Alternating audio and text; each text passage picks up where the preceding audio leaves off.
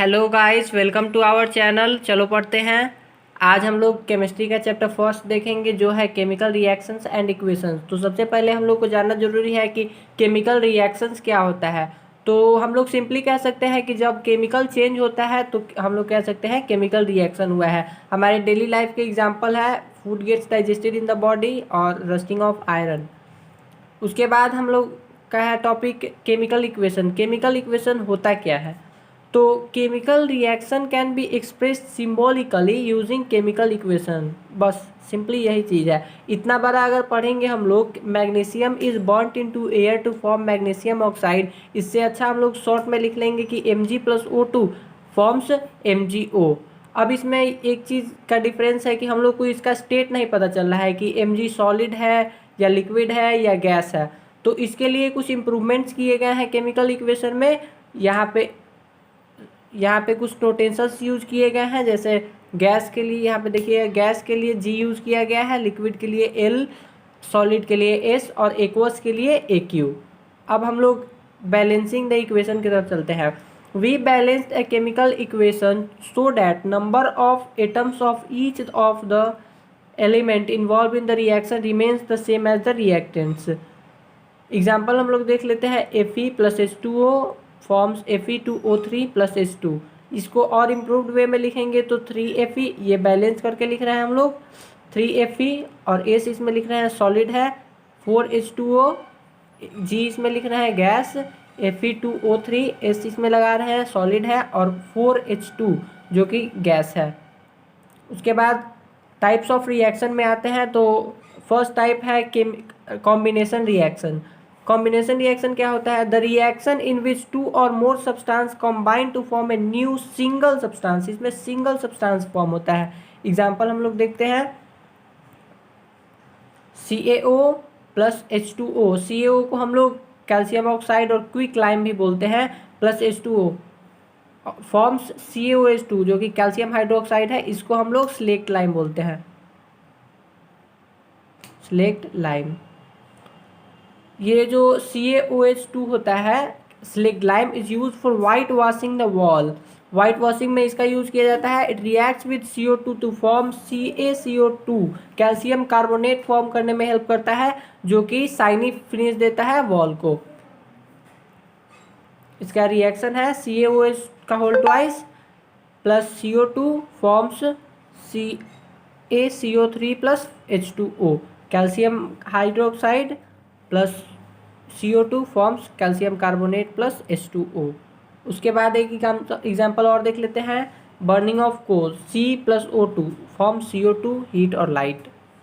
उसके बाद formation of water, 2H2+O2 form 2H2O। इसमें हमारा नोटेशंस इंपॉर्टेंट है, ध्यान रखिएगा एग्जाम्स के समय। और ये सारे हमारे कॉम्बिनेशन रिएक्शन थे। उसके बाद आता है एक एक्सोथर्मिक रिएक्शन। एक्सोथर्मिक रिएक्शन क्या होता है? सिंपली हम लोग कह सकते हैं कि the reaction in which heat is released along with the formation of product. Product के साथ साथ हीट भी रिलीज हो। जैसे CH4, इसको मीथेन बोलते हैं, CH4+2O2 फॉर्म CO2+2H2O। और हमारे डेली लाइफ के एग्जाम्पल हो जाएंगे। Respiration is an exothermic reaction, decomposition of vegetable matter into compost. इसका एक्सप्लेनेशन आता है एग्जाम में, तो ध्यान रखिएगा। उसके बाद है हमारा डिकम्पोजिशन रिएक्शन। ये डिकम्पोजिशन रिएक्शन क्या होता है? The reaction in which a single substance decomposition, एक सब्सटेंस अपने और कंस्टिट्यूएंट्स में ब्रोक होता है, उसी को डिकम्पोजिशन रिएक्शन कहते हैं। ये 3 टाइप के होते हैं। इसमें एनर्जी तो लगती है, एनर्जी 3 टाइप से लगती है। पहला हीट एनर्जी लगेगी, लाइट एनर्जी लगेगी और सनलाइट लगेगा। तो सबसे फर्स्ट होता है हीट एनर्जी वाला, जिसको थर्मल डिकम्पोजिशन बोलते हैं। When a decomposition reaction is carried out by heating, this is called thermal decomposition reaction. Thermal decomposition, अब इसको टेबल वाइज समझ लेते हैं। It is decomposition carried out by heating. Example हो जाएगा 2FeSO4। इसका याद रखना जरूरी है, डिकम्पोजिशन से क्वेश्चन आते हैं। 2FeSO4 in the presence of heat form Fe2O3+SO2+SO3। Ferrous sulphate जो था वो ब्रोक होके फेरिक ऑक्साइड में हुआ, और SO2 और SO3 में ब्रोक हुआ। उसके बाद CaCO3 में जब हीट पास करेंगे तो calcium oxide plus carbon dioxide form होगा। ये क्वेश्चन आते हैं एग्जाम में PbNO3 का डिकम्पोजिशन लिखने के लिए। तो याद रखिएगा lead oxide plus 4NO2 plus O2 nitrogen dioxide. उसके बाद आता है हमारा इलेक्ट्रोलाइटिक डिकम्पोजिशन। इलेक्ट्रोलाइटिक डिकम्पोजिशन क्या होता है? When decomposition is carried out by the electric current.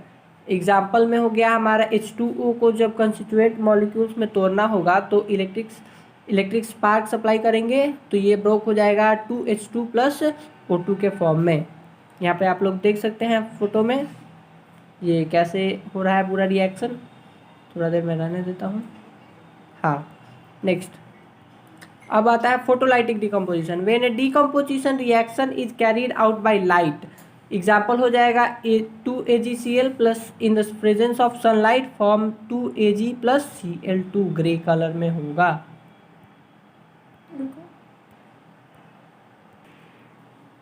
उसके बाद आ जाता है हमारा silver bromide.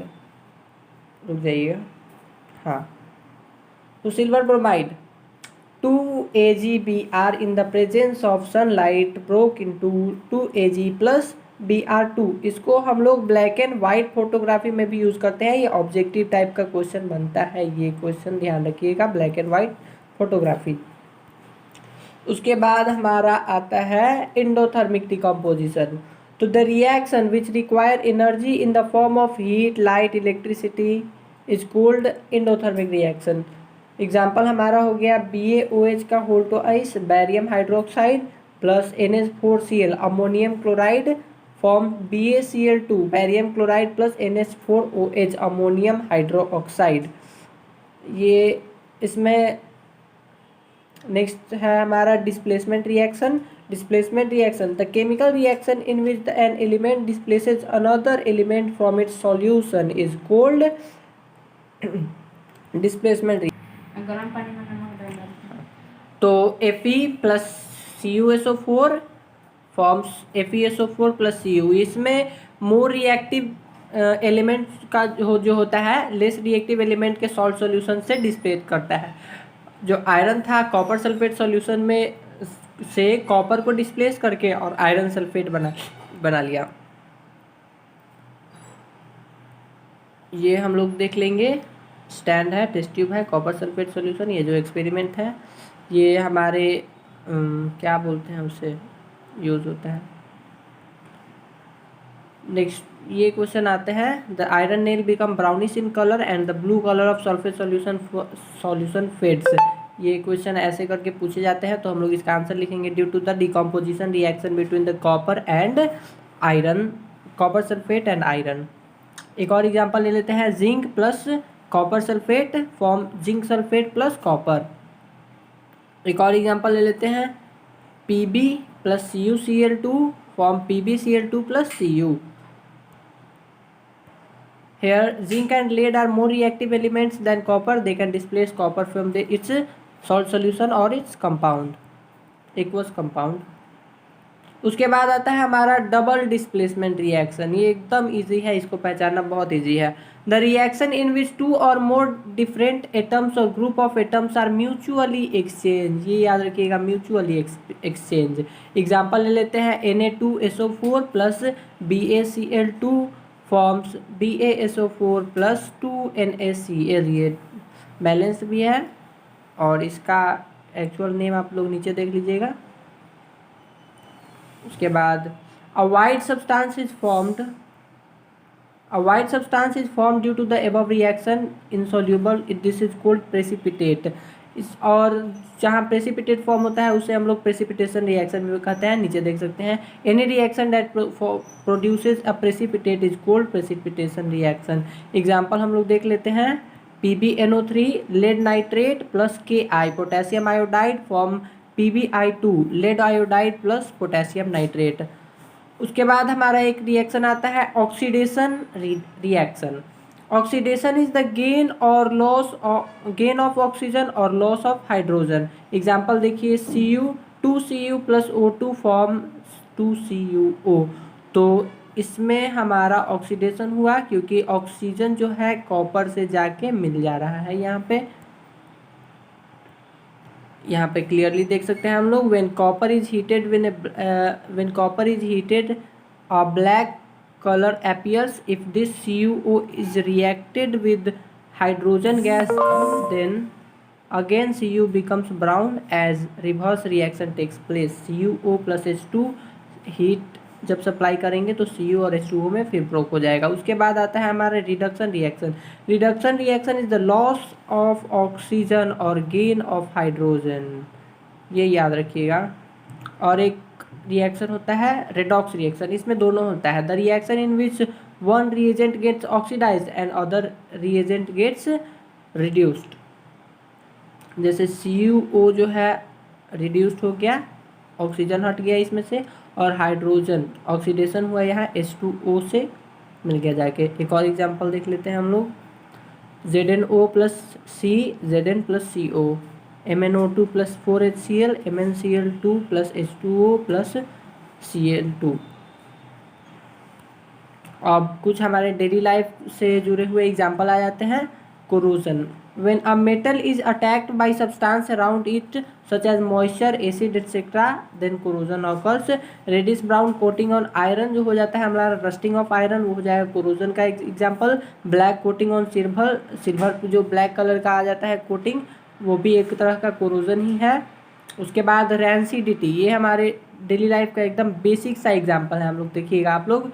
when fats and oils are oxidized they become rancid, मतलब टेस्ट खराब हो जाता है या फिर स्मेल खराब हो जाता है उनका। तो रेंसिडिटी और कोरोजन का आता है डेफिनेशन लिखने के लिए भी, तो आप लोग याद रखिएगा। इसके लिए हम लोग क्या करते हैं, antioxidants are used in food containing fats and oils.